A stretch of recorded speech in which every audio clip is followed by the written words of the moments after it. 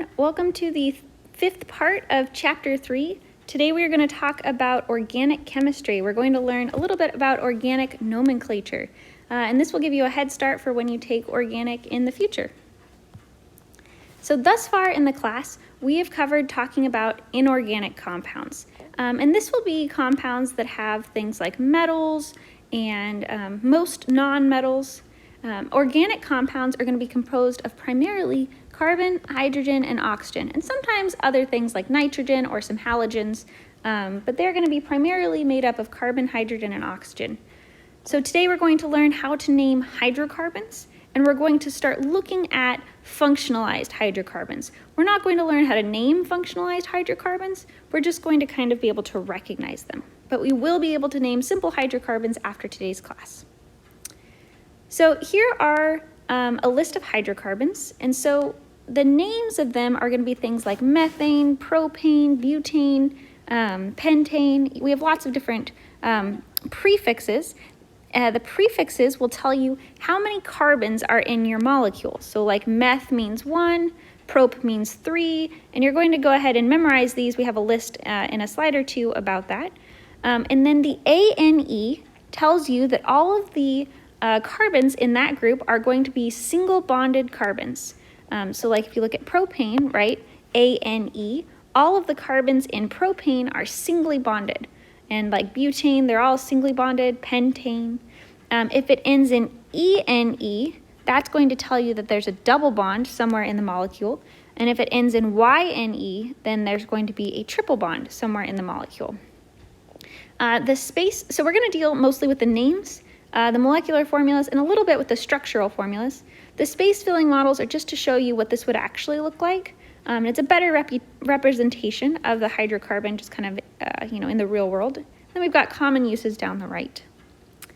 So here are the first 10 alkanes. And what I want you to know, I want you to be able to memorize all of these prefixes. Okay, so the prefixes will tell you how many carbons are in your molecule. So like meth means 1, eth means 2, prop means 3, and so forth.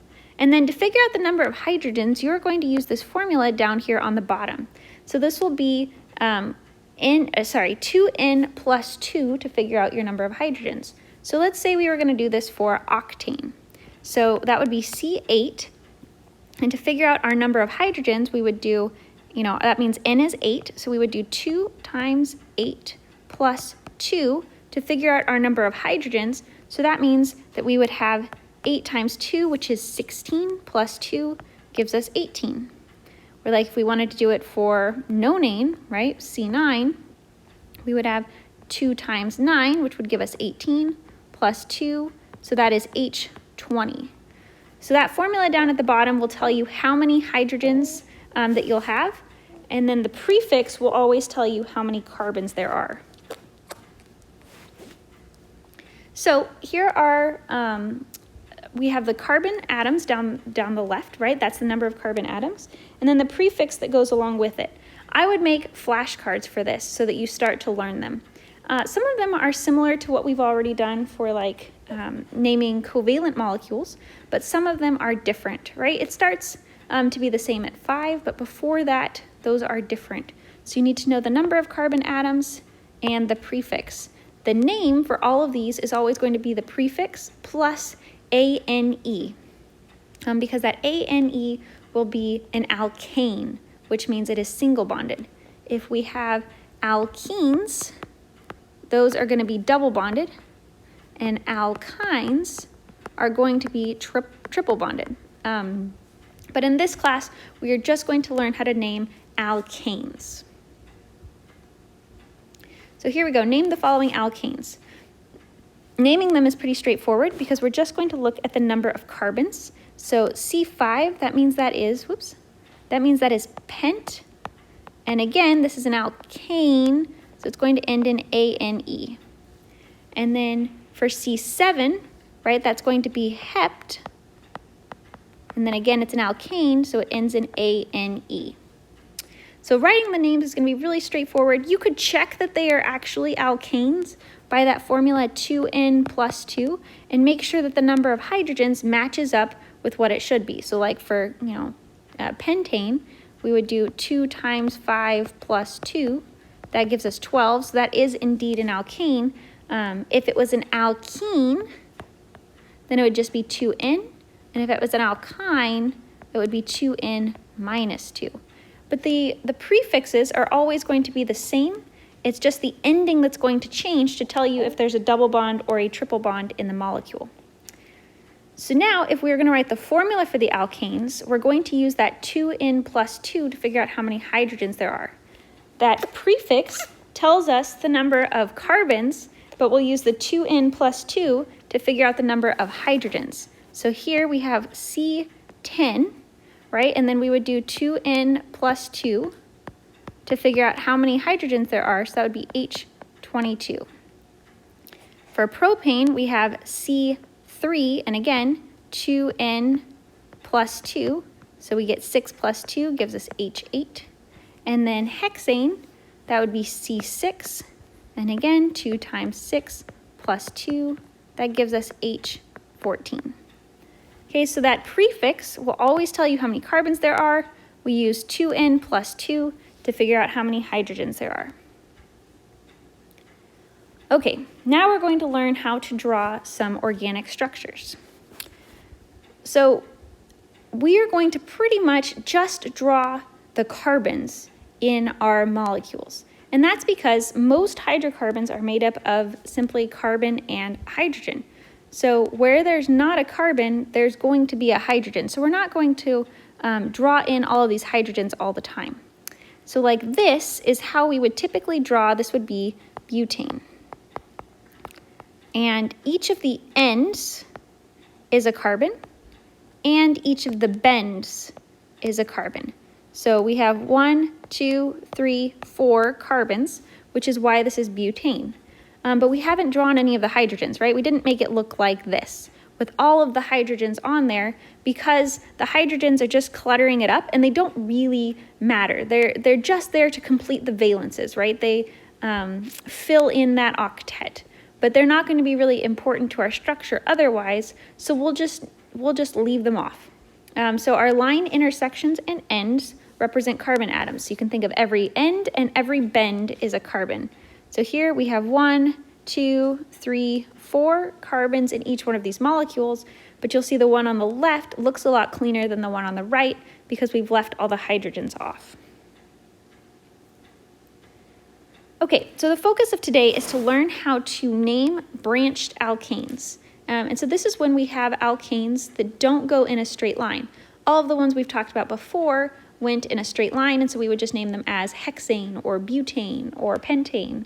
But this has branching. So we're not going to name it the same way because we have to say where the branch is. So we're going to figure out first the longest continuous chain of carbon atoms. So this is our longest continuous chain. Okay, I could have done the other one as well, and that would still give us 4 carbons. But this one, so here we have 1, 2, 3, 4 carbons in this chain. But I could have done the other one as well, and it still would have given us 4 carbons. So either way, the parent chain is what we call it. The longest chain, we call it the parent chain. And this is going to be butane because there are 4 carbons in the longest chain. So that's what we're always going to do first. Then we need to figure out the substituents. And substituents are, things attached to the parent chain. So most times these are going to be other alkane groups. So we're going to look at how many carbons are in the substituent, how many carbons are in the thing attached to the parent chain. So if there's 1 carbon or 2 carbons, 3, right, and so on. And these prefixes are going to be the same for what we were learning earlier. Meth still means 1, eth means 2, prop means 3, and so forth. But instead of ending in ane, now they are going to end in yl. So when it's a substituent, we call it methyl, ethyl, propyl, butyl, and so forth. But again, that prefix is going to tell you how many carbons, and the YL tells you that it's a substituent. It's attached to the parent chain. Sometimes we will have things like halogens attached to the parent chain, and we will name them with the root, like chlorine becomes chloro. Fluorine becomes fluoro. Bromine becomes bromo. Iodine becomes iodo, right? So we will just drop the ending and we will add an O to signify that that's a substituent. So this was our parent chain, and we have a group attached to it that has one carbon. Since there's only one carbon in that group that's attached to it, we name this methyl. So there's going to be a methyl group on our butane chain. So now we have to figure out a numbering system. We're always going to have a numbering to tell where that substituent is.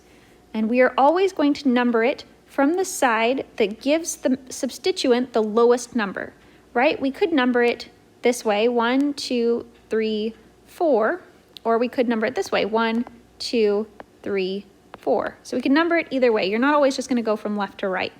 If we go from left to right, then it gets a 2. If we go from right to left, then it gets a 3. So we're going to number it from left to right so that our methyl group gets the lowest possible number. So we're going to have 2 for our methyl group, and we have butane as our parent chain. So our parent chain is always going to go at the end. This is going to be butane at the end. And before that will come our substituent. So we have a methyl group on the second carbon. So we name this as 2-methyl butane. You're always going to put a dash between a number and a word. You're going to put commas between two numbers, but you're going to put a dash between a number and a word. I have more examples for you, like this one. Okay, so our first step that we're always going to do is going to figure out, we're going to figure out the longest chain. Okay, so our longest chain is going to be this. Okay, that's our longest chain. So then we go through and we count how many carbons are in that longest chain. So there are 9 carbons in our longest chain. Therefore, we name this nonane. So our parent chain is a nonane group. Now we need to figure out our substituents. So we have 2 different 1-carbon substituents, right? In this one, there's 1 carbon, and in this one, there's 1 carbon. Those are both going to be called methyl groups. And then we have a chlorine substituent here. That's going to be a chloro group. Then we have to figure out what their numbers are, right? So we go through and we number them. So you'll see we've numbered it from left to right here, which gave a 2 for the chlorine, a 3 for this methyl, and a 6 for this methyl. But had we numbered it the other way, we would have 1, 2, 3, this would be a 4, and then 5, 6, 7, and then 8. So for one way we get 2, 3, and 6, the other way we get 4, 7, and 8. So that's why this is being numbered from left to right, because it gives the lowest number for the substituents. That's what we always want to do. You're always going to number it from the direction that gives the lowest number of substituents. So we have our methyl groups, and we have our chloro group, so we're going to number it left to right. Like I said, not right to left, so that you get the lowest number. So then we are going to name it. So we have our methyl groups on 3 and 6, and our chloro group on 2. So we're going to name this alphabetically. Chloro comes before methyl in the alphabet. So that's why we have our chloro group coming first and our methyl group coming second, and the parent chain will always go at the end. So our chloro was on 2, so we put 2-chloro, right? Because we're always going to have a dash between the number and the word. And then we have 2 different methyl groups. So we call this dimethyl. And if you have dimethyl, that tells you there's 2 methyl groups, so you need to have 2 different numbers here. So that's why one of them's on the 3rd carbon, one of them's on the 6th carbon, so we put 3, 6, dimethylnonane. So you're always going to have a comma between numbers and a dash between a number and a word. So that's why there's like a dash here, that's why there's a dash here, and a dash here. So anytime you're switching from a word to a number or a number to a word, put a dash, commas between 2 numbers, and otherwise just mush everything together. Let's try another one. So if you'd like, you can go ahead and pause here and try to see if you can do this yourself. If you would rather just see some more examples, then don't pause and keep watching. Okay, for this first one, right, the first thing we always do is we figure out the longest chain. So this is our longest chain here. We have 1, 2, 3, 4, 5, 6, 7 carbons. So that means that this is going to be heptane as our parent chain. And then we have 2 different substituents, right? And each one just has an end, which means that each one of these is just 1 carbon. So this is going to be dimethyl because there are 2 methyl substituents. And then we need to have numbers to go with those methyls. So if you'll look, we're going to number it from left to right instead of right to left, because if we go this way, 1, 2, 3, right? If we went the other way, 1, 2, 3, 4, 5. So we want to number it with the lowest number, so we're going to go left to right. So this is going to be 3, 3 dash dimethylheptane. Some people ask me, well, why do you put the 3 twice? They're both on the 3, can't you just put 3-dimethyl? And no, since you put dimethyl, there are 2 methyl groups, so you need to say where each one is. So 3,3-dimethylheptane. Let's try the next one. So we figure out the longest chain. That looks like this, and we actually could have selected the one going up. It looks like that is the same length, so either way works totally fine. I just picked the bottom one. So then again, we count how many carbons are in that longest chain. 1, 2, 3, 4, 5, 6, 7, 8, 9. So this is going to be nonane.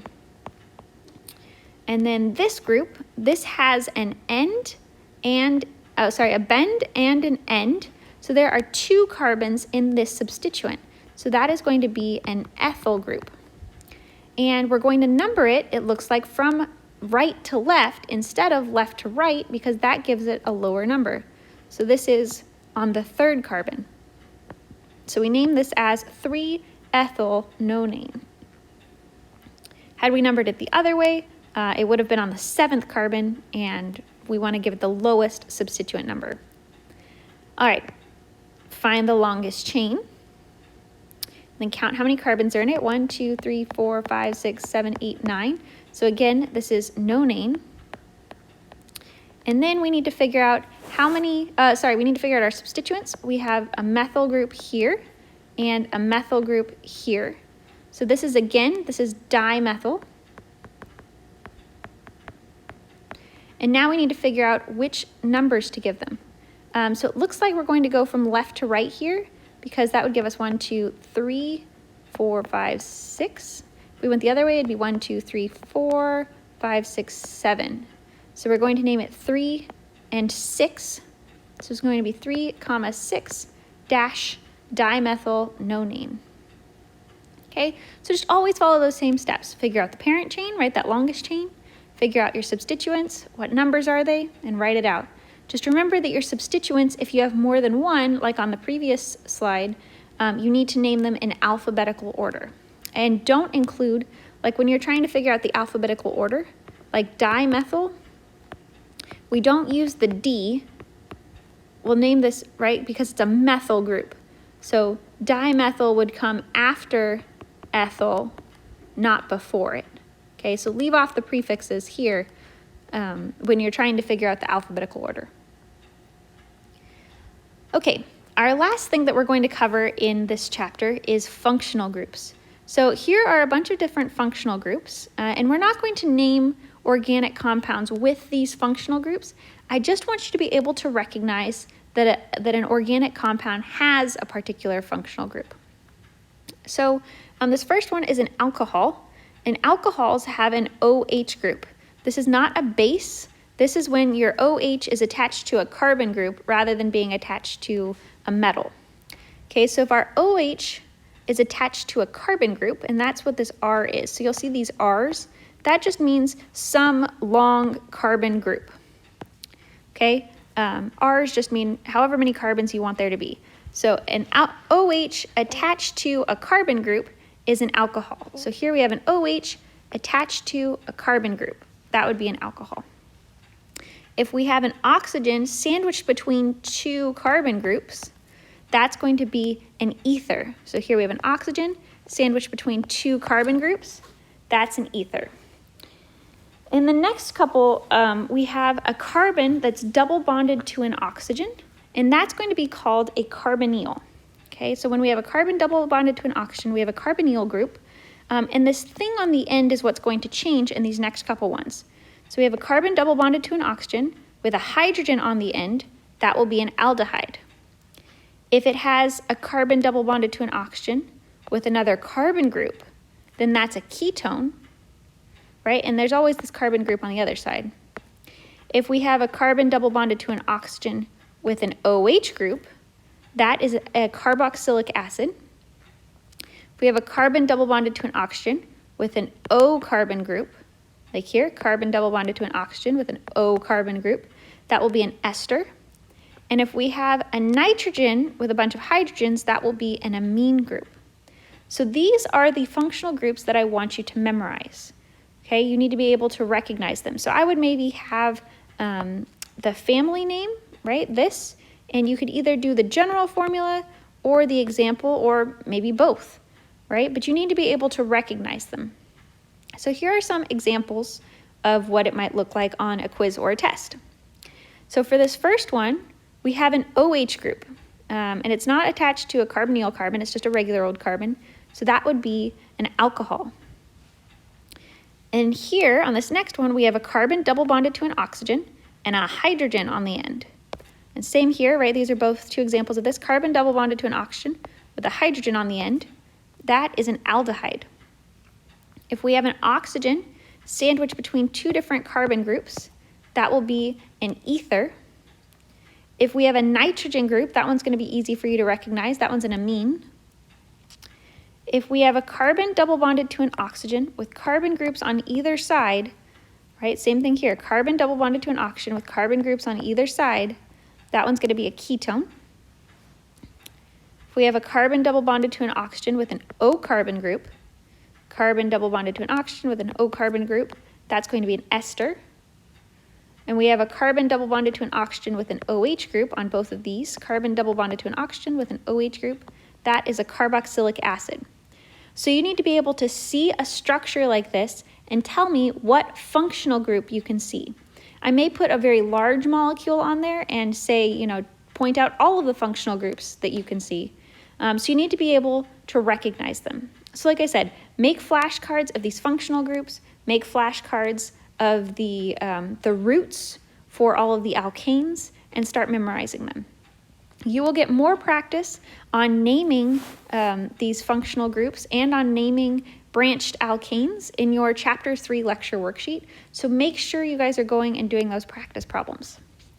And that is the end of Chapter 3. So today we worked on naming simple alkanes, naming branched alkanes, and recognizing functional groups. So go ahead, complete the Chapter 3 lecture worksheet, complete the Chapter 3 study guide, get lots and lots of practice doing these problems, and as always, send me out any questions you have. See you next time.